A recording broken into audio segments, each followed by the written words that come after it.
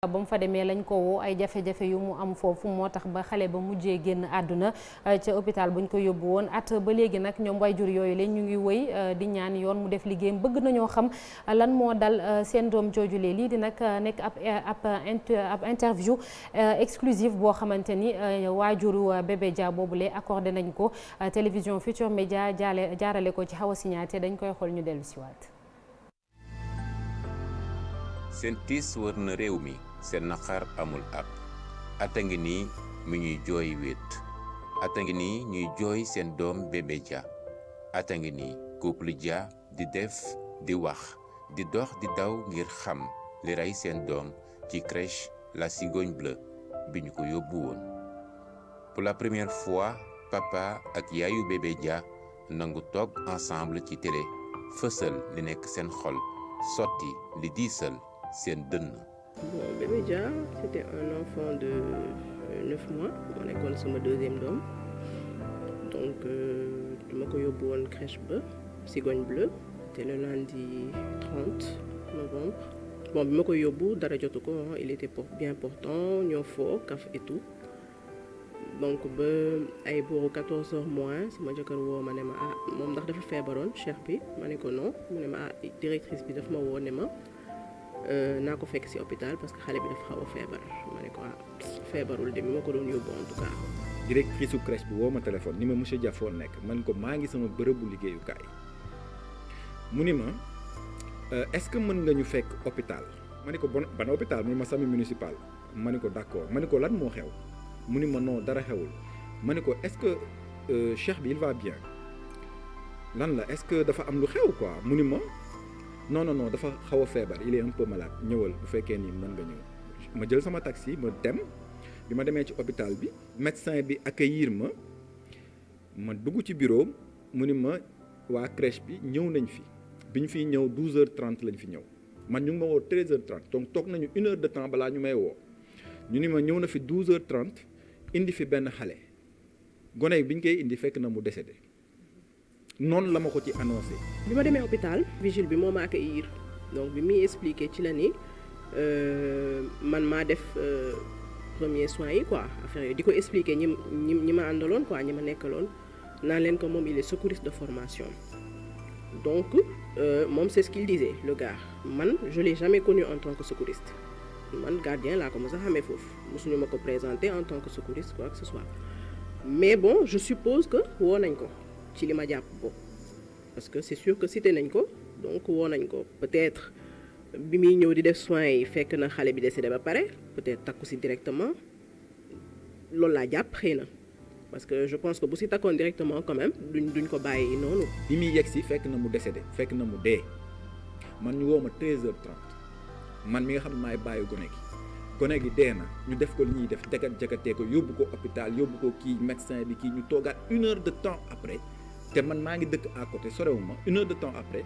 ñu woo ma ni ma gone gi dee na gone goo xam ne dara jotu ko dafay yomb trop ñu jël xale gone responsabilité boobu yàlla jox ñu xale gone gu ndaw jox ñu ko ngir ñu toppatoo ko ngir ñu teg ko ci yoon ba mu màgg ni mu waree ñu yóbbu ko ñu xëy ni ñu dee na noonu ñuy bàyyi duñ ko def dañoo bëgg a xam lan moo ko rey. ñu porter plainte ci porter plainte bi lañu commencé intimider bi ñu defee autopsie certificat de genre de mort bi génn ba léegi du rapport d'autopsie ñu jël certificat de genre de mort bi yóbbu ko police su Jëppal mu doon c'est une mort par asphyxie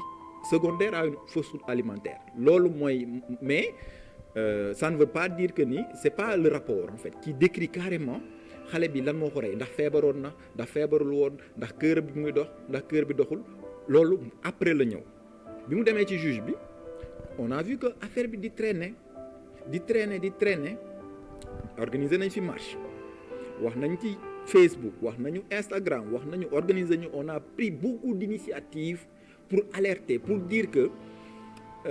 un enfant est mort dans une crèche on ne sait pas lan moo ko rey crèche baa ngi continuer di liggéey di jël ay xale bu fekkoon ni xale bi poison la lekk ci ëllëg sa 50 xale mën nañ fa dee te duñu xam lan moo xew ñuy alerter di alerter ñu ñuy tànqam pendant 8 mois ñu commencé ni duñu bàyyi xel di ñu woo di ñu déglu ñuy dem di ñëw di ñu woo di ñu déglu ñu dem di ñëw ba à un moment donné ñu def pression juge bi doog a ubbi pour xool dossier bi mu ko ubbee à l'instant il a compris que l'enquête a été bâclée mu jël dossier bi daan ni dama koy jox dig la ñu njëkk a wax da koy jox dig pour ñu def enquête bi ñuy xaar ñu xaaraat 1 mois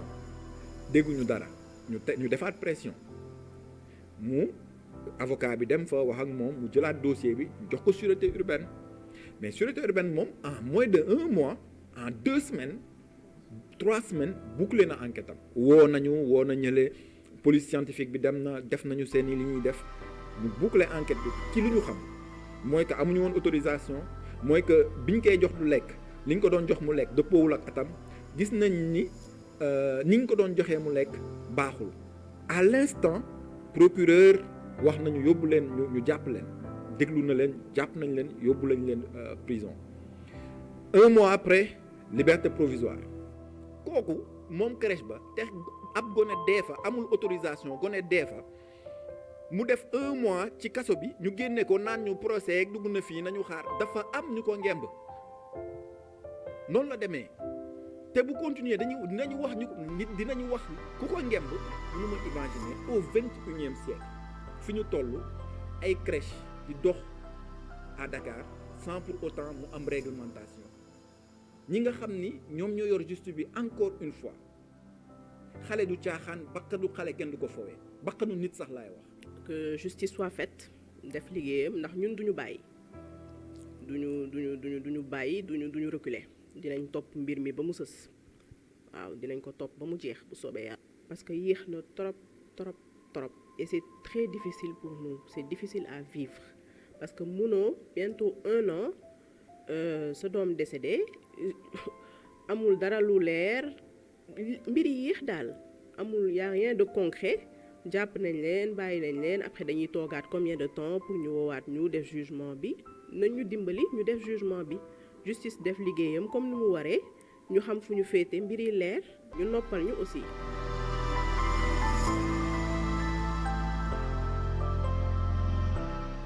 il était jovial il était plein de vie wér pëlëng dara jotu ko moo tax su ma déggee ñu naan maay directrice bi da doon wax naan dafa feebaroon ak yooyu j'étais choquée parce que musul dara dalu ko woon musul am dara lu dul yaram bu tàng te c'était dû à un vaccin musuma koy jël yóbbu ko pédiatre ne dafa feebar non donc pédiatre bi mu ñëwee ci dëj bi dafa jooy ba dañ ko génnee ci dëj bi kooku kon dara mus ko dal son carnet de santé est là affaire yooyu. même rapport d'autopsie bi génne na ni que amul woon benn problème il était bien portant ba jour bi ma koy yóbbu ci crèche bi jour décès bi mu ngi toog sama kaw nii ci oto bi muy tëb di dal di foo di def lépp sincèrement il était voilà moom daal c'était un ange daal.